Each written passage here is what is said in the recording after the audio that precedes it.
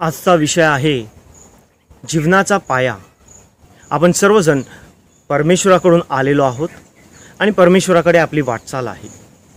आणि ह्या पृथ्वीवरचं जीवन जे आपलं आहे ते आपण त्याच परमेश्वराचा शोध घेत त्याच परमेश्वराच्या प्रीतीत राखले जावे म्हणून आपल्याला हे जीवन दिलेलं आहे। एक सुंदर गोष्ट आहे, एक युवक नोकरीच्या शोधामध्ये असतो आणि त्याला एक दिवस एका कंपनीमधून एक कॉल येतो आणि मग तो इंटरव्ह्यूसाठी त्या कंपनीमध्ये जातो। इंटरव्ह्यूसाठी गेल्यानंतर जे परीक्षक त्याच्या समोर असतात ते त्याची फाईल बघून खूप खुश होतात, आनंदित होतात आणि त्याला ते शाबासकी देखील देतात, कारण त्याला प्रत्येक परीक्षेमध्ये चांगले मार्क मिळालेले असतात। आणि मग ते त्याला विचारतात की त्याचे आई वडील काय करतात। आणि हा युवक त्यांना सांगतो की माझे वडील लहानपणीच मरण पावले आणि त्यानंतर माझ्या आईने खूप कष्ट केले आणि त्या कष्टाने माझं शिक्षण झालेलं आहे आणि आज जो काही मी आहे तो तिच्या कष्टामुळे आहे। आणि मग ते त्याला विचारतात की तुझे हात दाखव। आणि हा युवक आपले हात दाखवतो आणि ते पाहतात की त्याचे हात फार गुळगुळीत आहेत, फार नाजूक आहेत, फार कोमल आहेत। आणि मग ते त्याला सांगतात की आज तू घरी गेल्यानंतर तू तुझ्या आईचे हात धु आणि मग उद्या येऊन तू तुझी नोकरी घे। आणि म्हणून हा युवक खूप आनंदाने घरी जातो। आईला सांगतो की मला नोकरी मिळालीच आहे, फक्त तुझे हात धुवायचे आहेत। आणि आई त्याला म्हणते की हात धुवायची गरज नाही, तू उद्या जा आणि त्यांना सांग की तू हात धुतले। आणि हा युवक आईला म्हणतो की आई, लहानपणापासून तू मला खरं बोलायला शिकवलेलं आहेस आणि मग मी आता खोटं बोलून ही नोकरी कशी काय स्वीकारू, ते मला जमणार नाही। आणि म्हणून मग शेवटी आई आपले हात पुढे करते हात धुण्यासाठी। आणि जेव्हा हा युवक आपल्या आईचे हात धुवायला लागतो तेव्हा त्याला जाणवायला लागते की आपल्या आईचे हात फार कडक झालेले आहेत, ती त्वचा फार कडक झालेली आहे, हातावरती सुरकुत्या दिसत आहेत, त्या त्वचेमध्ये खूप भेदा आहेत। आणि असे हा हात पाहिल्यानंतर त्या युवकाच्या डोळ्यामध्ये अश्रू आले, कारण त्याची आई भांडी धुणी करून त्याचं शिक्षणासाठी कष्ट करीत होती। दुसऱ्या दिवशी हा युवक त्या कंपनीमध्ये परत जातो आणि त्या परीक्षकांना सांगतो की खरोखर मी माझ्या आईचे हात धुतल्यानंतर 3 गोष्टी शिकलेलो आहे। पहिली गोष्ट, दुसऱ्यांची स्तुती करणे, दुसऱ्यांबद्दल चांगलं बोलणे, दुसऱ्यांचे आभार मानणे। दुसरी गोष्ट, सगळ्यांना आदराने आणि सन्मानाने वागविणे। आणि तिसरी गोष्ट, जे गरीब आहेत, गरजवंत आहेत, जे खूप निराश आहेत, जे कष्टात आहेत, भाराक्रांत झालेले लोक आहेत, त्यांच्या उद्धारासाठी झटणे। माझ्या प्रिय बंधू-भगिनींनो, आपण देखील ह्या गोष्टीद्वारे 3 गोष्टी शिकत आहोत की आपण इतरांची स्तुती करायला पाहिजे, त्यांचे आभार मानायला पाहिजेत, कारण ही संपूर्ण सृष्टी, हे ऐश्वर्य, हे शरीर आपल्याला सर्व काही मोफत मिळालेलं आहे आणि हे सर्व आपल्याला एक दान आहे जे या निसर्गाने दिलेलं आहे, देवाने दिलेलं आहे, आपल्या आईवडिलांनी दिलेलं आहे, आपल्या नातेवाईकांनी जोपासलेलं आहे।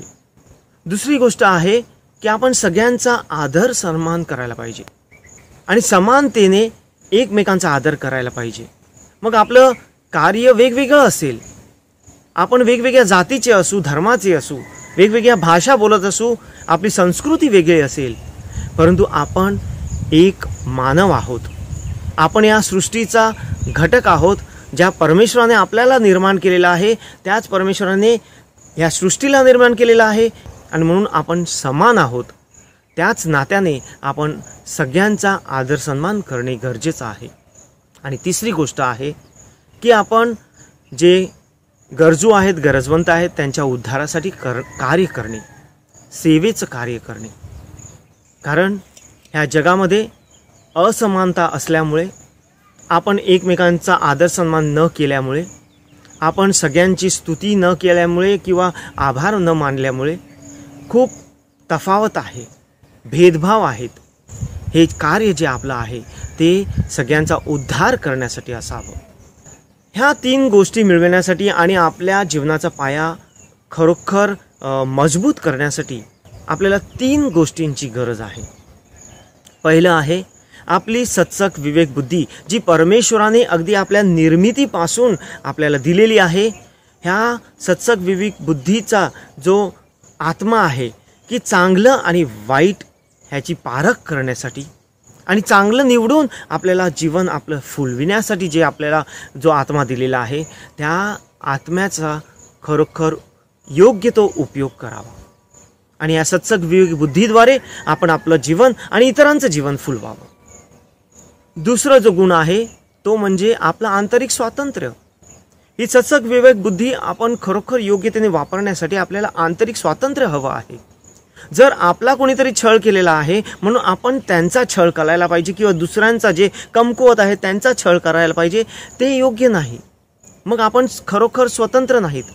खरी स्वातंत्र्यता तेव्हाच येते जेव्हा आपण जसे आहोत आणि जसे इतर आहेत त्यांचा स्वीकारणे आणि त्याच्यानंतर स्वातंत्र्याने स्वतःचा उद्धार आणि इतरांचा उद्धार करण्यासाठी कार्य करणे. आणि तिसरं जे गुण आहे ते म्हणजे अधिकाचा ध्यास. आपल्या अंतर्मनातून जे स्वातंत्र्य आहे त्याचा उपयोग करून आपले जी पारख करण्याची क्षमता आहे ती सत्सक विवेक बुद्धी वापरून आपण चांगले गोष्टी निवडाव्यात आणि अधिकाचा ध्यास ठेवावा. अधिकाधिक आपण कार्य करावे, अधिक लोकांपर्यंत पोहोचावे, अधिक लोकांचा उद्धारासाठी झटावं. आणि या सर्व गोष्टींमध्ये आपल्याला खरोखर जीवनाचा पाया राखण्यासाठी, परमेश्वराच्या प्रीतीमध्ये राखण्यासाठी आपल्याला सहाय्य मिळेल. चिंतन. आपण इतरांची स्तुती करतो का? आपण इतरांचा आदर सन्मान करतो का? आपण इतरांच्या उद्धारासाठी झटतो का? सत्सद विवेक बुद्धीचा, आंतरिक स्वातंत्र्याचा आणि अधिकाचा ध्यास ह्या गुणांचा वापर करून मी माझे आणि इतरांचे जीवन सुखमय करण्याचा प्रयत्न करतो का? आता आपण ख्रिस्ताच्या आत्म्या ही प्रार्थना करूया, जी संत इग्नाती लोयोलाकरसाठी खूप अतिशय प्रिय प्रार्थना आहे. हीच आपण प्रार्थना आता एकत्र म्हणूया. ख्रिस्ताच्या आत्म्या मला पवित्र कर, ख्रिस्ताच्या शरीरा माझे तारण कर, ख्रिस्ताच्या रक्ता मला व्यापून टाक, ख्रिस्ताच्या कुशीतील पाण्या मला साफ कर, ख्रिस्ताच्या दुःखा मला धीर दे. हे उत्तम येशू, माझे ऐकून घे. तुझ्यापासून माझा वियोग होऊ देऊ नकोस. दुष्ट शत्रूपासून माझे रक्षण कर. मरते वेळी मला बोलावून घे. मी तुझ्याकडे धावत यावे अशी आज्ञा कर. सर्व संतांबरोबर मला तुझी स्तुती सदैव गाऊ दे. आमेन.